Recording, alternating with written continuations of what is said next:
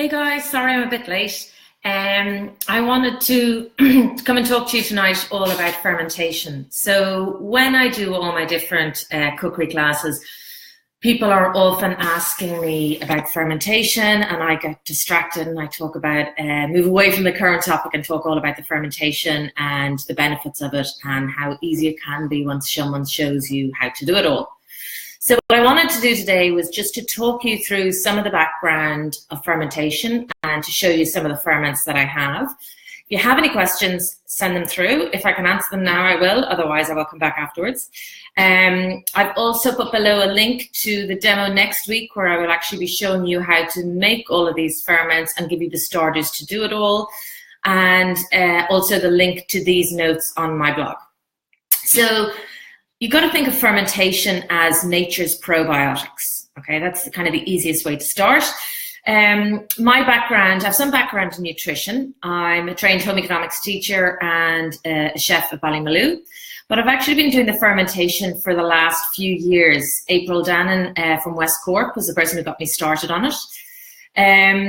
And there's lots of different ways that you can have fermented food and drinks in your diet. Now, probiotics can't be stored in your body, so you need to take them regularly. So I would tend to take them throughout the day. So just to give you an example in my diet in our house, what we would have. So first thing in the morning, we would have some water kefir, or at the moment, because rhubarb's in season, we're loving the milk kefir rhubarb and vanilla smoothies. So basically it's poached rhubarb, vanilla bean paste, banana, and milk kefir blended up together. Then I would usually have eggs with kimchi, which is a Korean fermented cabbage. Might have a slice of sourdough toast. So there we've got a few fermented foods at the beginning of the day. Then at lunchtime, I'd often have a bowl of dal, but I might have some live yogurt with it. So live yogurt is a type of fermented food. Or I may have a salad with some sourdough on the side. Again, we've got the fermented food in. And then often when the kids would get home from school, they might be a bit tired, need a bit of energy. And certainly my daughter, she would love to go for the water kefir. So a glass of that, it's naturally sparkling, and I'll show you some of that in a moment. And then in the evenings, I'll usually put some type of a jar of sauerkraut on the table so that we could have that with our meal. And then afterwards, I make an instant ice cream with the milk kefir. So basically, when I've got bananas, they're starting to go a little bit brown, but not too brown, I'll freeze them. Slice them and freeze them. And then I will make, say I wanted to make strawberry ice cream. So I'd make strawberries with the milk kefir with the frozen bananas. And it's kind of got a slush puppy soft serve ice cream consistency. And the kids love that. So that's an example of how we would have fermented foods throughout the day. So I work with a nutritionist, Alona Madden, Right Food for You. So I've worked with her and got all of the information about gut health. There's so many books out there and so many things. So I've just really simplified it for you tonight. The main thing is that if you have plenty of good bacteria, then the bad bacteria can't thrive. So a good example of this is, I think last year there was a situation where in Dublin somebody had a communion and they got lots of food from a local pub. Everybody, they already ate the food. Unfortunately, one person actually died, but not everybody was as sick as they weren't all as ill as each other. And that's because some people would have had a really good, strong gut bacteria, and the good bacteria would still have outweighed the bad bacteria. But if you've got poor gut health, the problem then is that the bad bacteria will outweigh the good, and that's where you can become ill.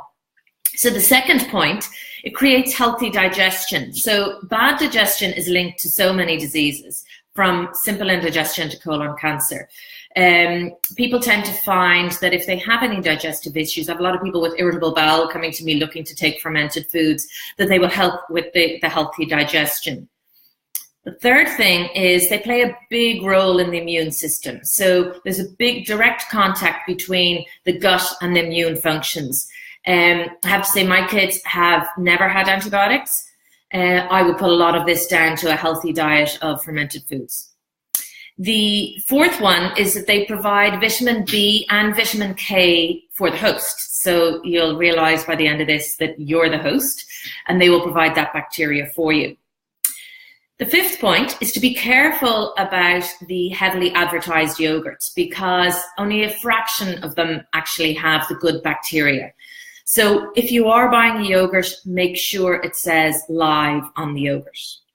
The sixth one is the bacteroids. So the most abundant bacteria, they break down the polysaccharides, which are the sugars, into short-chain fatty acids, which is really important for a healthy gut lining.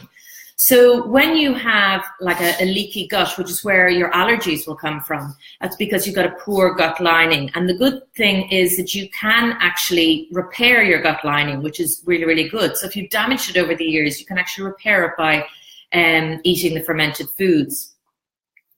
Number 7 is that they play a role in your own body's energy. I mentioned earlier about my daughter coming home, and if she's, a bit tired or needs a bit of a pick-me-up, she will have a glass of water kefir. This evening, just getting to 5 o'clock, starting to cook the dinner, I had a glass of water kefir. I needed that bit of energy, increase in energy there. So it's not only for the energy that all of your body functions need to have, all the vital organs in your body they use energy to do their daily activities, but also for your own body's energy to do all of the different jobs. Number 8 is the lactobacilli. So they're abundant in the milk kefir. They break lactic acid, so they convert the lactose into lactic acid. So that's what would help fight things like salmonella. Number 9 is because they change the ecology of your intestines, many chronic health problems can be reversed or prevented. So number 10 is about the gastrointestinal tract. So the GI tract is sterile at birth, and the tract will go all the way from your mouth, all the way down through your body to the rear end. So they can be affected by the delivery method. So the vaginal delivery method is much better than the cesarean section.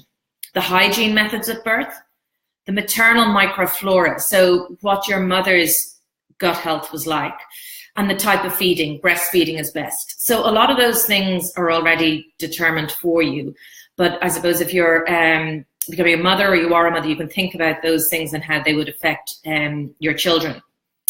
So illnesses will occur when the beneficial bacteria decrease and other organisms increase. So that was kind of what I was saying earlier about the food poisoning.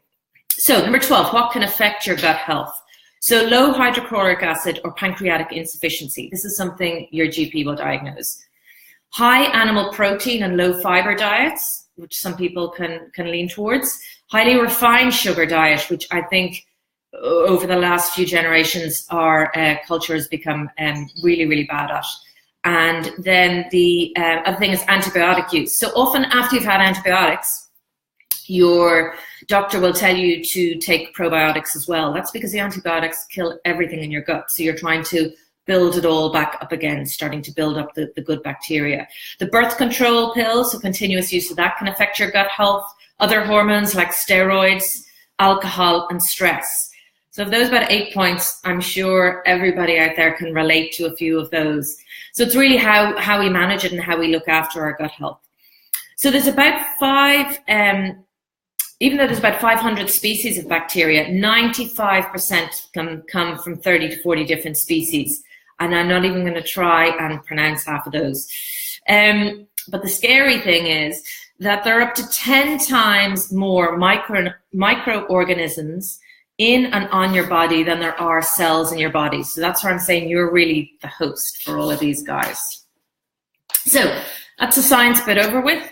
The cooking part of it. So Sander Katz is considered the father of fermentation.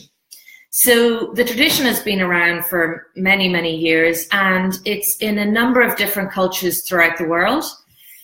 It's hard to know what was here. I think it was kind of more a buttermilk or a yogurt tradition was here, but it really, I'll give you examples in a minute, but it comes from all over the world. So you need to think of fermentation as nature's probiotics, full of healthy lactic acid bacteria. April Dannon from West Cork, a clinical nutritionist, she was the one who taught me and got me started on the process of fermentation. Charlotte Pike has written a book. Deborah Reynolds has written a book. There's loads of really good things out there. Pete Evans from Australia. There's Cultures for Health. Val O'Connor. Loads of different good sources.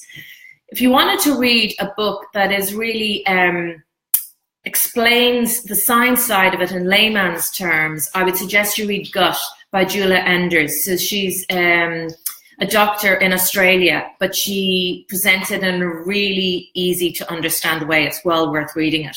So some of the examples of fermented foods, we've got kombucha. You might see the Synergy brand of kombucha from Ireland that you can get at the moment. There's water kefir, milk kefir, yogurt, sauerkraut, kind of, German, Eastern Europe, kimchi, which is the Korean, miso, tempeh, sourdough bread, ginger beer, lemonade, apple cider vinegar, which you probably see quite regularly, and with mother, which I'll explain in a minute what that means. So the guidelines for home fermenting.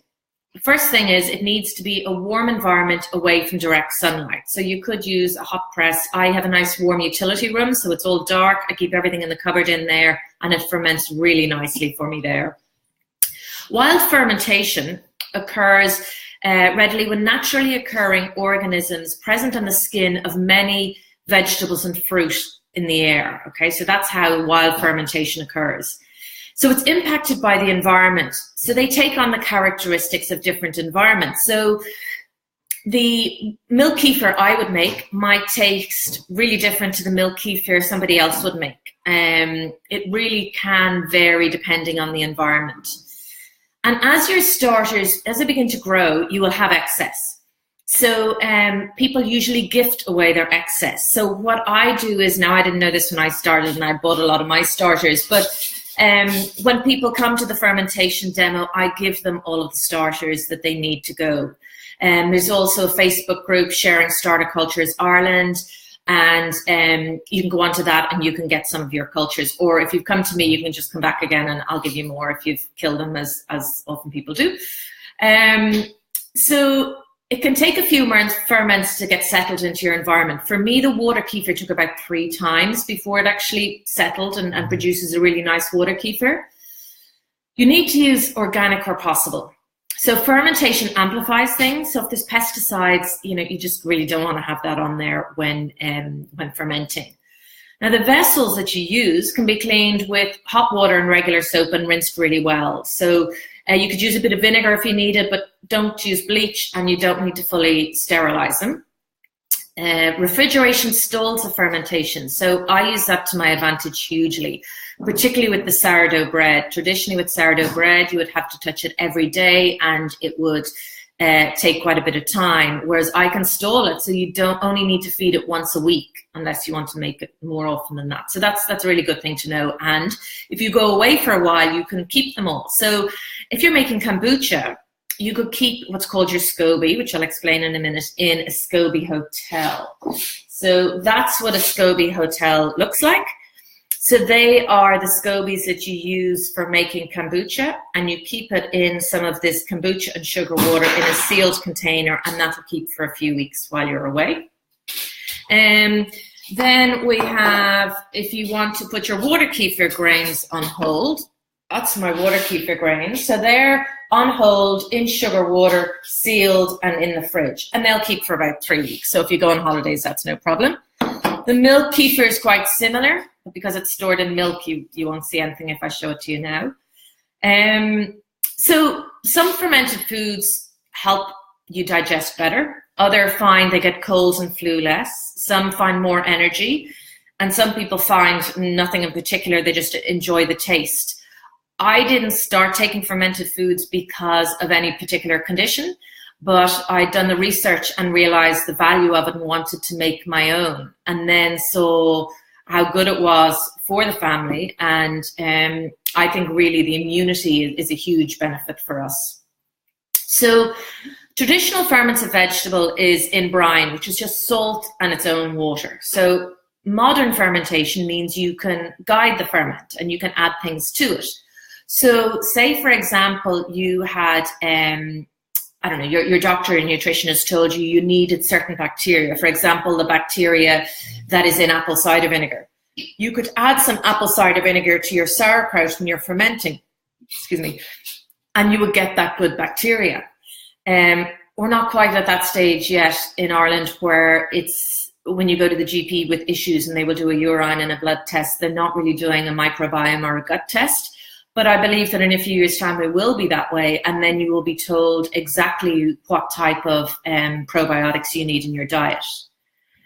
So chlorine can inhibit the growth of what we're aiming for. So basically, it's best to remove it. So I use spring water. So you could use a spring water or a well water. Sometimes you can use cool boiled water, and I've heard that people have had success with reverse osmosis, but not really a filtered water. Now, sugar is necessary for the fermentation of many drinks, and regular white sugar is fine, or you can use organic sugar. I tend to find the regular white sugar works best for me, but what you're looking for is you want all of that sugar to be broken down so that your end product, your kombucha or your water kefir, doesn't contain any of that residual sugar. Now, with fermented foods, you need to introduce them slowly.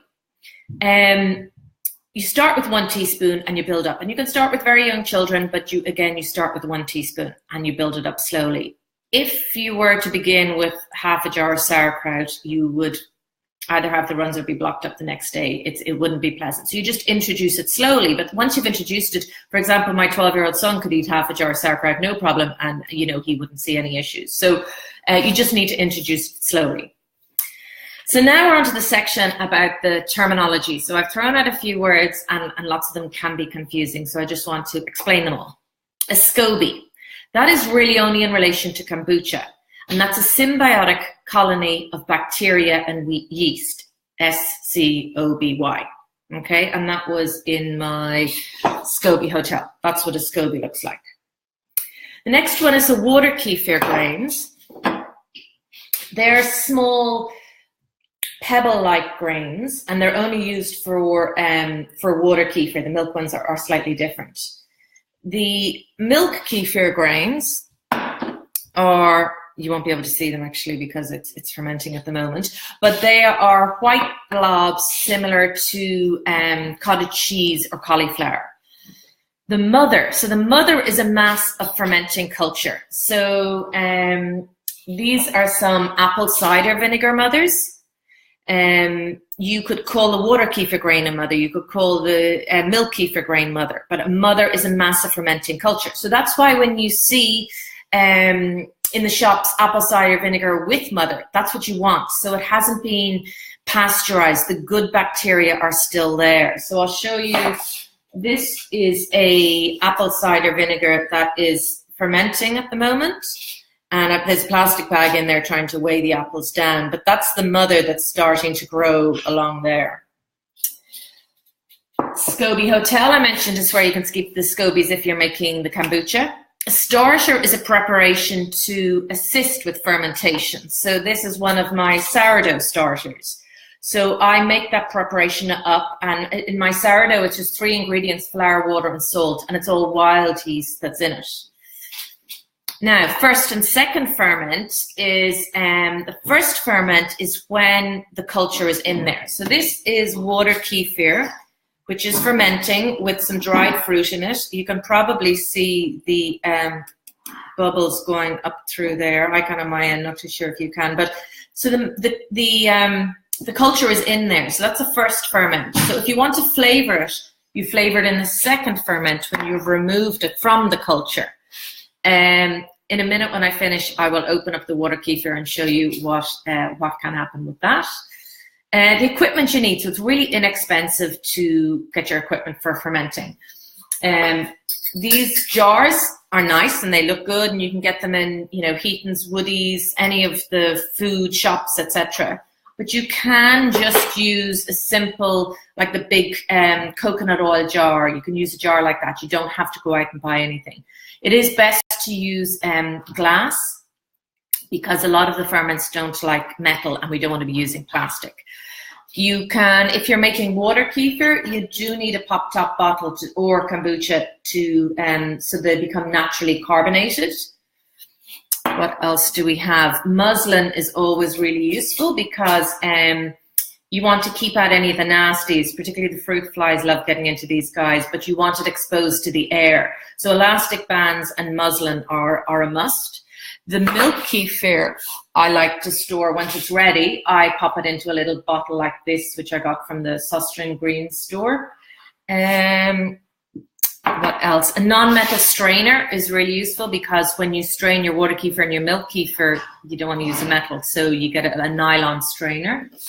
And I'll just show you some of the ferments that I have. A funnel is always useful to pour them in. So this is one that I made today, and this is cabbage, carrot, and fennel. And I literally chopped up all the vegetables. For 500 grams of vegetables, I put in 2 teaspoons of salt, massaged it in, left it for about half an hour, and then popped it into the jar. Now, this is actually a bad example. There's too much of an air gap there. But it's all the mixture that I had, and inside I have a glass weighing it down. Then this is another one, red cabbage, apple, and star anise. Then I have, this is an older one of white cabbage and carrots. There's loads of different things you can make. There are some recipes on my website for different ferments. This one here is a winter tonic. So this is fantastic. This is apple cider vinegar together with turmeric, ginger, horseradish, garlic, and the recipe of a chili is on my website. So a tablespoon of that a day is brilliant at trying to fight off colds and flus over the winter. What else do I have? Okay, so I think that's pretty much the introduction to fermentation done. I know it's a lot to take in. If you click on the link underneath, you have all the notes written out there. And also you have the link to book the demo for next week if you did want to come. So I'm based in Foxrock.